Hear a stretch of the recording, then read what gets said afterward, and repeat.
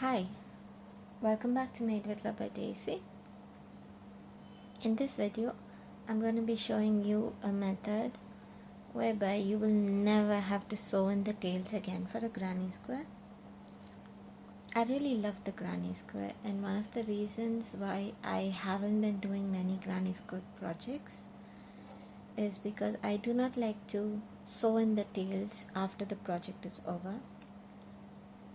So through trial and error, I just made up a method where I don't have to sew in the tails in the end separately. So as I work over the tails, but keep them in such a way so that they go back and forth at least 3 times. So that way I can pull them tight and cut the yarn and it's not going to come off. So I've made 2 rows here already. In case you've never made a granny square before, I'll leave a link in the description for my other video where I show you how to make a granny square. So while starting a new color, you want to leave a long tail. So this is about at least 5 to 6 inches long.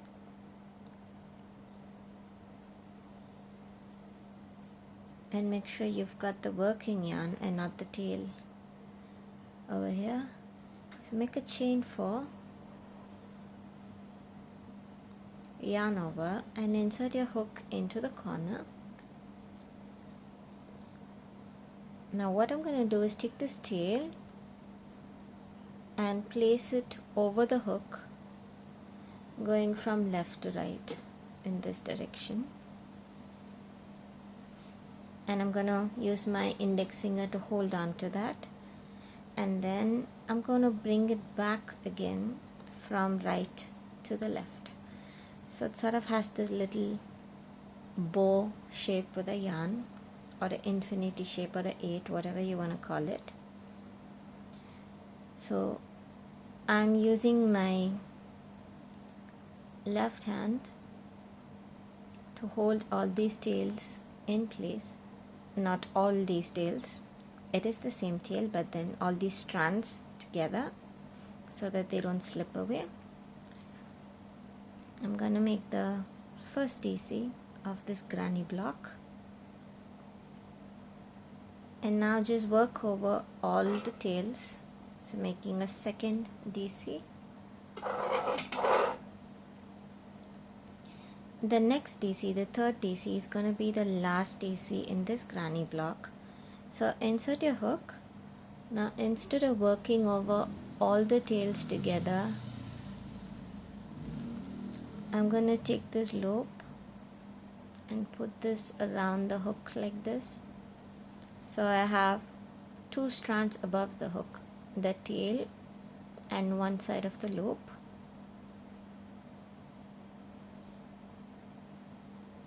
And I've made my last DC in this block. Now chain 1, continue working this till you get to the next corner where the tail is.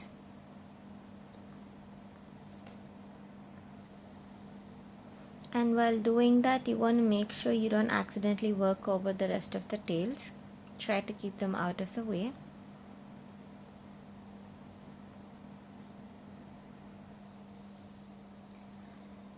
So I worked all the way across till I'm at the next corner where my previous tail is, tail from the previous row is.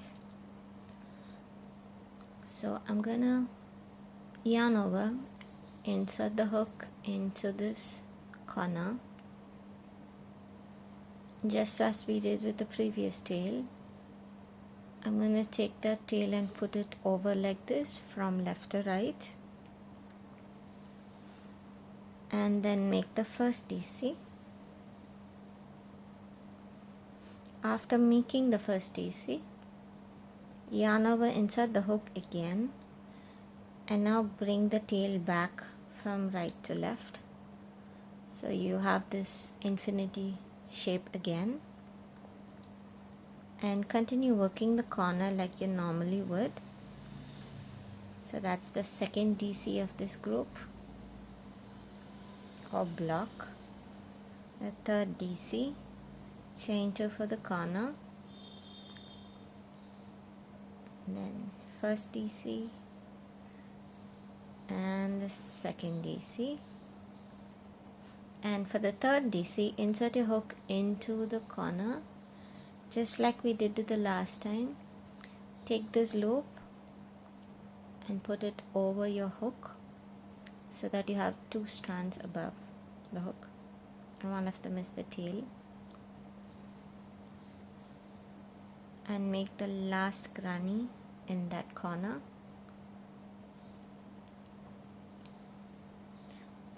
Taking care not to work over those tails again.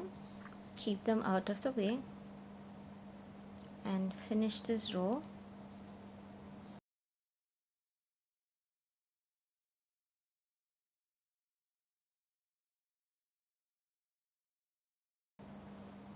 Now here's the part where I have to join this row. So the next DC will be the first DC in this block. So when you insert your hook into the corner, bring this loop around your hook.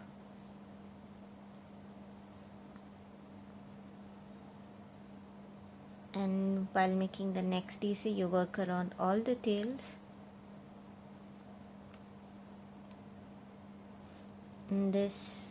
Now we're gonna slip stitch into the chain 4 space we made at the beginning. So that chain 4 space makes the first DC and chain 1 space or chain 2 space. And we can now fasten off the working yarn with a long tail because we'll need to work over it in the next row. Now I'll show you how I actually adjust these tails. So here is the end of the tail. Pull it very slowly and you will see where the loop is getting adjusted. So pull this thread on the opposite side. So when I pull that side, this part of the tail got adjusted, so I'm gonna grab the other side. So if you're doing it right, you should be tightening this loop. So pull it snug and now pull the tail and tighten the rest of the loop.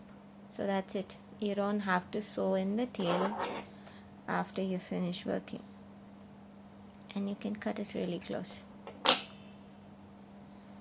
Let me show you the next tail. So the same thing. So find your tail, slowly tug on it,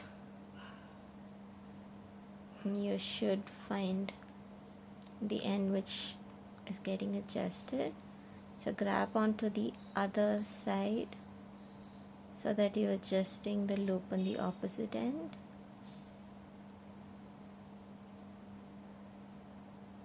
And now pull the tail to adjust it. You needn't be worried about the tails coming loose because both at the beginning of the row we have secured it with the chains. It's not going to come undone, and at the end of the row we're making a slip knot and we're fastening off, so there's no way your work is going to come undone. So what this will do is it'll make sure that the tail has gone back and forth 3 times across, and now your tails are secure. You do not have to worry about finishing your granny square project and then going back to sew in all the tails at the end of the project. I think I'll be doing a lot of granny squares after this. So let me know if you've tried this. If you have any doubts, leave them in the comment section. So keep making more granny squares, and until next time, happy hooking. Bye.